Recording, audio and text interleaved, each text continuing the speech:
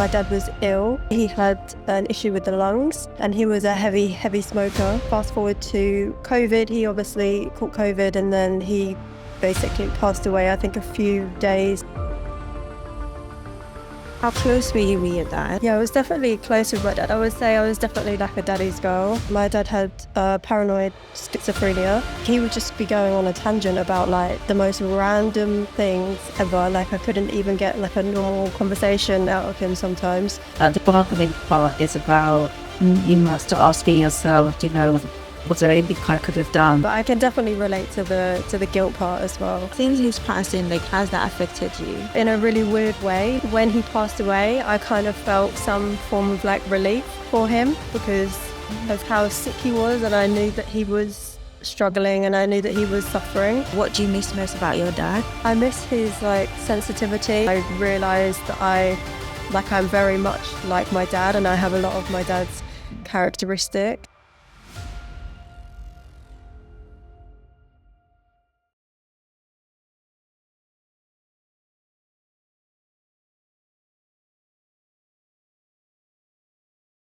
Hey guys, welcome back to Grief Uncensored. On today's episode, I have Andrea.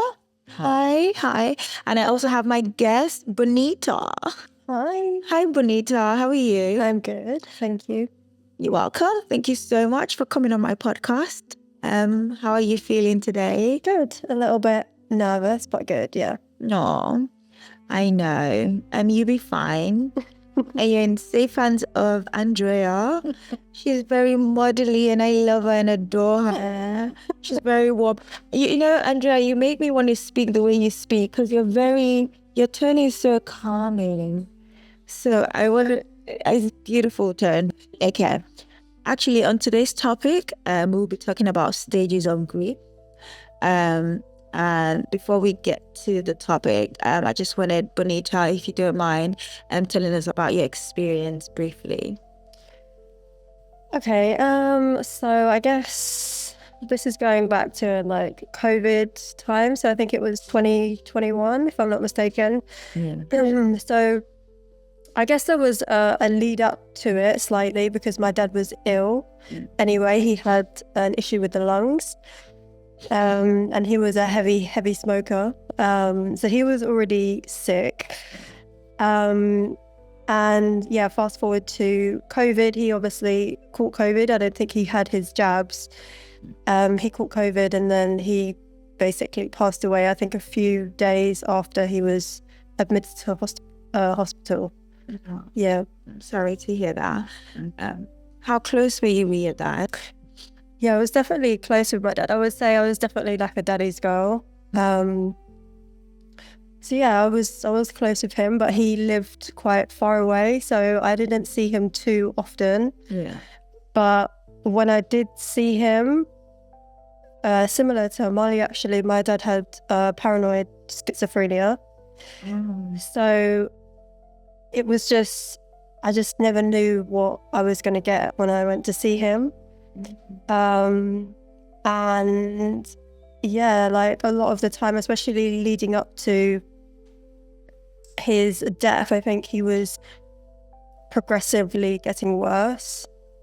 I just kind of never knew like what side of my dad that I was going to get, because a lot of the times when I would like speak to him on the phone, for example, like from his hospital, like he would just be going on a tangent about like the most random things ever. Like I couldn't even get like a normal conversation out of him sometimes. And then if I would see him, he wouldn't remember speaking to me on the phone. And I think a lot of the times like he wouldn't be taking his medication.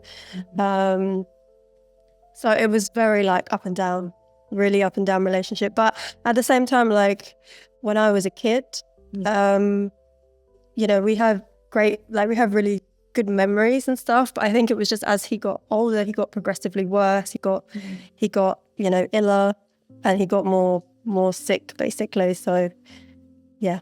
I'm sorry to hear that. So is this 2 years or 3 years? So he passed during COVID, so 2021 maybe. 2021. I think, yeah. Did you know he was going to pass, or it was a sudden death? He had one.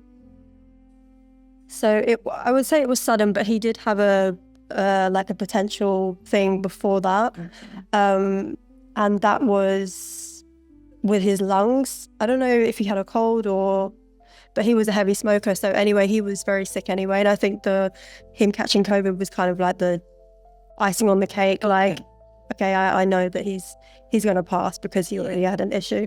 Yeah. So there was one situation prior to that. And then he passed away when he caught COVID. Yeah. So since his passing, like, how have you coped?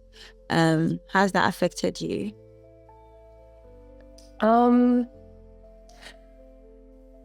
I would say in a really strange way. Like, when my dad was here, I would cry more because of how sick he was, and I knew that he was struggling and I knew that he was suffering. So in a really weird way, like, when he passed away, I kind of felt some form of like relief for him in a really strange way, because I knew that he was like at peace now, and I knew that he was not struggling with the mental illness. Yeah. So I think I had my own way of coping with it, but yeah, I definitely am not the type of person to like speak to anyone. I've had therapy before, but I haven't had therapy for like any like grief counseling or anything like that. But I think at the time it was kind of just using the tools that I know, which is things like yoga and meditation and journaling and things like that. Oh yeah, because you do yoga. Yes. Does that help you? Yeah, definitely. It helps me like in my day-to-day life. I don't think I used yoga as a way to deal with the grief, but it definitely helped at the time. Yeah. My heart is beating so fast. Oh, it's okay. Yeah. How you feeling? Just trying to relax still. Yeah. I see. You will relax. Yeah. Yes, it's fine. So yeah, bearing in mind I was in Brixton. I was living in Brixton, and he was like a 3 or 4 hour drive away. I think he was near, I can't even remember, somewhere near a beach. But yeah, there were restrictions. They did say that we could go there, but we got the call from the nurse or whoever it was. We got the call at around like 12 o'clock at night, and they said, you can come if you want, or you can come tomorrow. Like, it's completely up to you. We just don't know how well he's going to be. Like, we don't know if he's going to be stable enough for tomorrow. So it was kind of a decision, like, do we go? Like, what should I do, kind of? And I think I've always kind of regretted that, because I didn't go to see him that night. And then I got the call around 6 a.m. in the morning to say he's passed away. Yeah. And it's kind of like this, I don't know, it's like a numb, it's not like an instant, I don't know, you just can't describe it. It's like a numb kind of feeling. And being so far away, I think, is more difficult. So how did you then prep or the funeral arrangement, and how did that go with the COVID situation? So he was in a closed coffin. So when we went to the funeral, they said that they was not allowed to have to see him. Yeah, we wasn't allowed to have the coffin open, which, yeah, I don't know why, but I'm not even sure how I would have dealt with that, because I've never seen like a dead person before, so I don't even know how I would have dealt with that. But yeah, I read out the eulogy. Oh yeah, because my brother, I just felt like, I was like, I have to read this out. Like, someone has to read it out, someone who is close to him, because my brother was like, no, I don't want to do it. And I didn't want to do it either, but I was just like, I just felt like it was the right thing to do.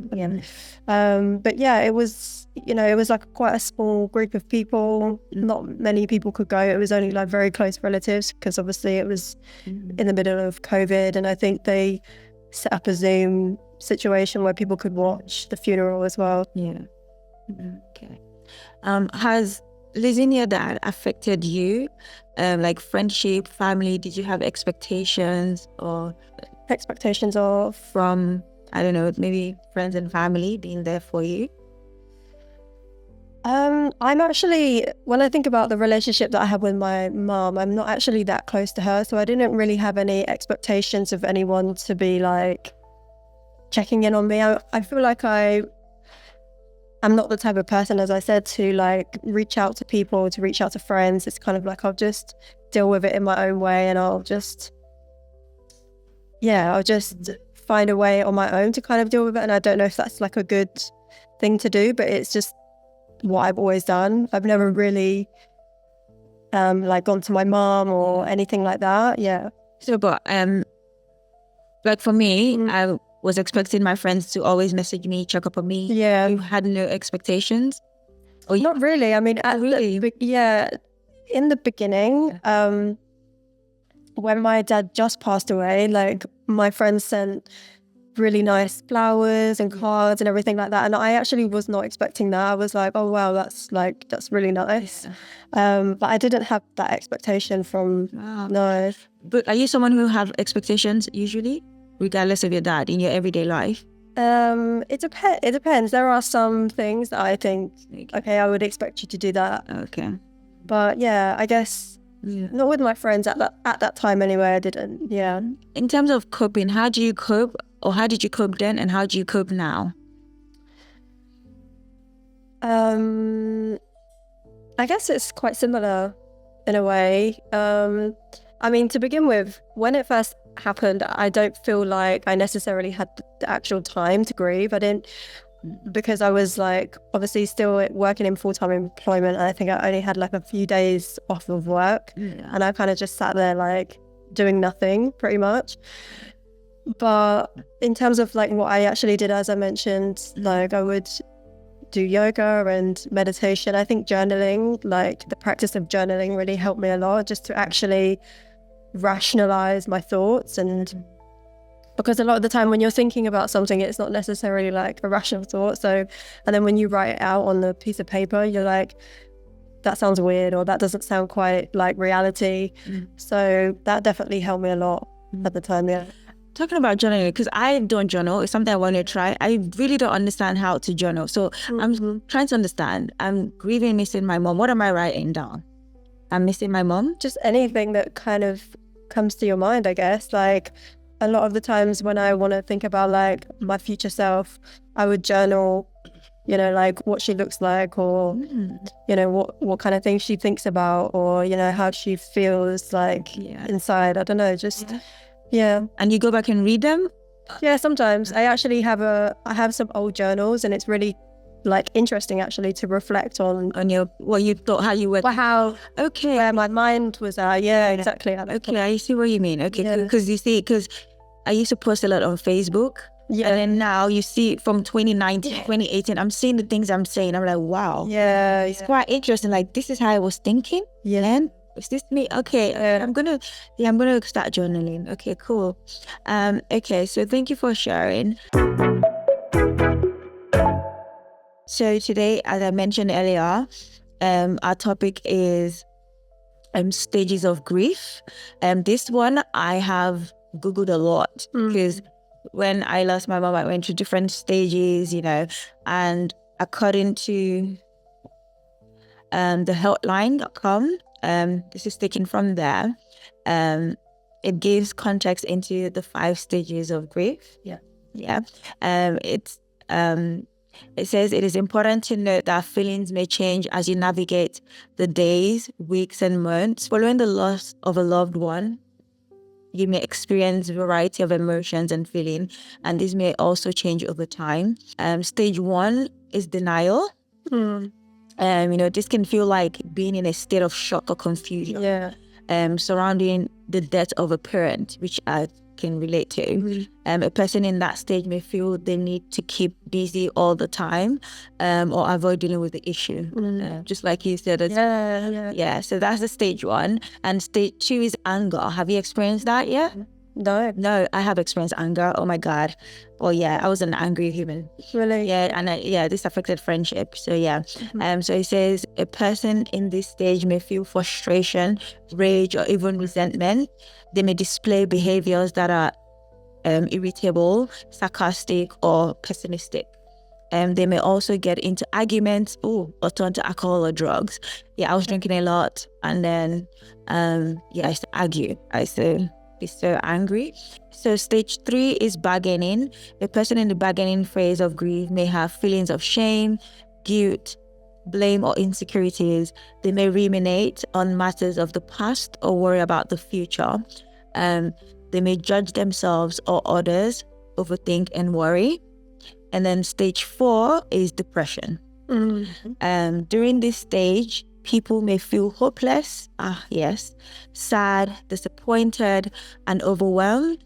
They may experience changes in their sleep or appetite, have a lack of interest in social activities, and have reduced energy. And then the last stage, stage 5, is acceptance. Right. People in the final stage of grief may feel a sense of self-compassion, courage, pride, and even wisdom.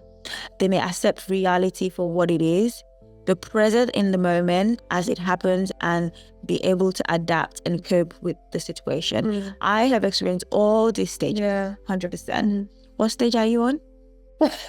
I don't even know, but I can definitely relate to the guilt part as well. But the thing is, I think not everyone would experience this stage.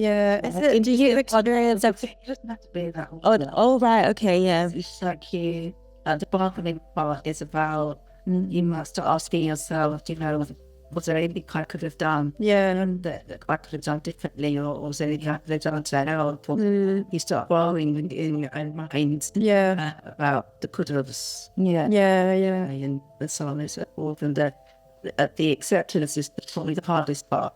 Right. It seems like it's the easiest, but it's not. It's the hardest part. Saying, Letting go. really accept it, the loss of your dad. Would that really be an acceptance to you? You may just say, well, you know what, I have to continue living my life. But every individual is going to be so different, and whether it could take a long time to get to that place of acceptance. I mean, really say, I've accepted that. Because I've been part of it. I mean, I really got that they may be toing and following it. They might think they're getting a little bit close, and then suddenly Taking a step back. taking a little bit of step back. And that's okay.